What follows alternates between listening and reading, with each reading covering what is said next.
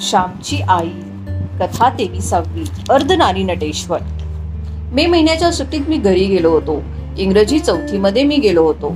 मी घरी गेलो म्हणजे आईला फार आधार वाटे, कारण ती नेहमी आजारी असे. एक दिवस ताप येई, दुसऱ्या दिवशी ताप निघाला की ती पुन्हा कामाला लागायची. ताप आला की निजायचे, ताप निघताच उठायचे. ती फार अशक्त झाली होती. मी आलो म्हणजे तिला बरे वाटे. मी तिला पाणी भरण्यास, धुणे धुण्यास मदत करीत असे. अंगणाची झाडलोट करीत असे. आईचे पाय चेपायचे हा तर सुट्टीतील माझा नेमच झालेला असे. एक दिवस बाहेर स्वच्छ चांदणे पडले होते. जेवणखाणी झाली होती. वडील जेवून बाहेर गेले होते. धाकटे भाऊ झोपी गेले होते. आईचे उष्टे शेण वगैरे झाले. आई मला म्हणाली, श्याम, थोडे दळायचे का रे? का तुझे हात दुखतायत? संध्याकाळी तू खणले आहेस. गोळीचा दळा केला ना, हात दुखत असले तर नको. मी म्हटले, मुळीच हात दुखत नाही. जात्याच्या कोणत्याला तुझा व माझा हात दोन्ही असतात. तुझा प्रेमळ हात माझ्या हाताला लागून मला शक्ती येते. चल. मी अंगणात जाते घालतो, पोत्यावर जाते घालतो. आईने घाल म्हणून सांगितले. मी अंगणामध्ये जाते घातले. आईने दळण आणले. दुसऱ्या दिवशी आंबोळ्या करायच्या होत्या. मला आंबोळ्या फार आवडत होत्या. मायलेकरे अंगणामध्ये दळत होती आणि चंद्रवरून अमृताचा वर्षाव करीत होता. मंद वारा सुटला होता. आई ओव्या म्हणत होती आणि ओव्यामध्ये श्याम बाळ असे माझे नाव गुंफीत होती. मला आनंद वाटत होता. दळण्याचे काम मला लहानपणापासूनच आवडते, कारण त्यामुळे आई सेवा करता येते. आई बरोबर दळीत असताना मी जात्यामध्ये वैरण घालायलाही शिकलो होतो. आम्ही दळीत होतो. दळणाचा आवाज ऐकून शेजारच्या जानकी वहिनी आल्या. बाई, हे काय श्याम का दळतो आहे? मी म्हटले, आज रात्री एकट्या कशा दळीत बसला म्हणून पाहायला आले. श्याम, हे रे काय, तू इंग्रजी शाळेत शिकतोस ना? जानकी वहिनी मला म्हणाल्या. मी आईला विचारले, आई, दळायला हात लावला म्हणून काय झाले? आई म्हणाली, श्याम, अरे जानकी वहिनी थट्टा करतायत आणि त्यांचे तुझ्यावर प्रेम आहे म्हणून पाहायला आल्या. अरे, काम करणाऱ्याला का कोणी नावे ठेवील? आणि आईला मदत करण्यात कसली रे आली लाज? आईला मदत करणाऱ्याला जो हसेल तो रानटीच समजला पाहिजे. तुझ्या भक्ती विजयामध्ये जनाबाईंबरोबर प्रत्यक्ष पांडुरंग नव्हता का दळायला लागत? हो, खरंच आहे. पण खरे असेल का ग ते? देव कबीराचे शेले विणू लागे, जनाबाईंचे दळण दळू लागे, धुनी धुवू लागे, नामदेवाच्या पाठीमागे उभा राहून कीर्तनामध्ये टाळ वाजवी, नाचे खरे का ग हे सगळे? असे मी विचारले. बस ना, बसा ना जानकीबाई, अशा उभ्या का? असे जानकीबाईंना विनवून आई मला म्हणाली, श्याम, अरे खरेच असेल ते. देवावर ज्याची श्रद्धा असते ना, त्याचे स्मरण ठेवून जे काम करतात त्यांना देव मदत करतो. तू मला मदत करीत आहेस, ती देवानेच पाठवली ना. मे महिना आला. देव मला मदत करण्यासाठी तुझ्या रूपाने जणू येतो.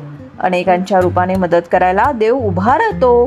कधी श्यामच्या रूपाने तर कधी जानकीबाईंच्या रूपाने. आई, मला भेटेल का ग देव? मी एकदम विचारले. पुण्यवंतांना भेटतो. पुष्कळ पुण्य करावे, सर्वांच्या उपयोगी पडावे म्हणजे देव भेटतो, आई म्हणाली. जानकी वहिनी मला म्हणाल्या, श्याम, का बोवा वगैरे व्हायचे की काय? मग शिकतो आहेस कशाला? इंग्रजी शिकून चांगली नोकरी कर.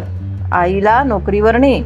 मी म्हटले, मला साधू व्हावेसे वाटते, भक्त व्हावेसे वाटते. आई ओम नमो भगवते वासुदेवाय हा मंत्र जपत ध्रुव बसला होता.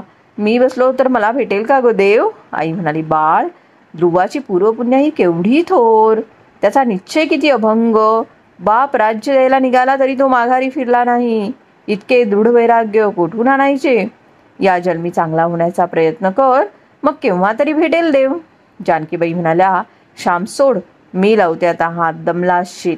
मी आईला म्हटले, आई, तूच जरा हात सोड. जानकी वहिनी आणि मी दळतो.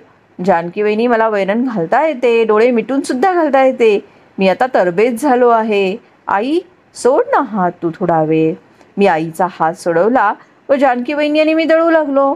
मी वैरण घालू लागलो. जानकी वहिनी, पहा कसे पीठ येते आहे ते.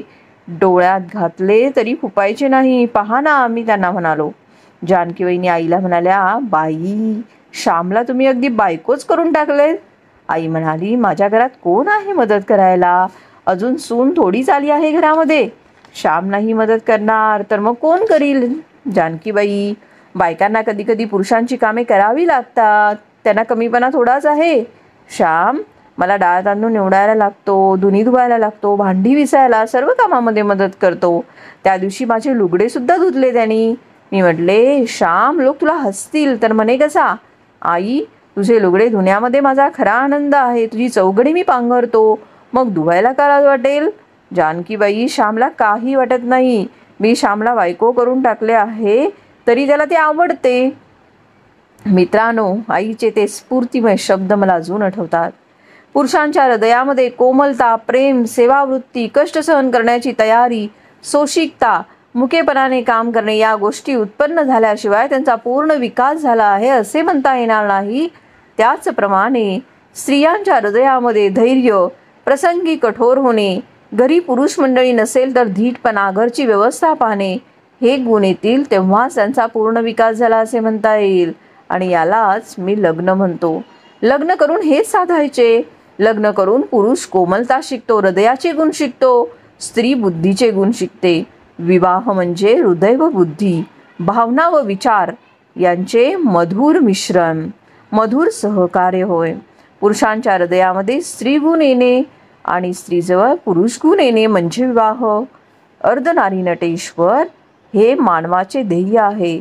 स्वतः पुरुष अपूर्ण आहे, स्वतः एकटी स्त्री अपूर्ण आहे, परंतु दोघे एकत्र येऊन दोन पूर्ण व्यक्ती बनतात.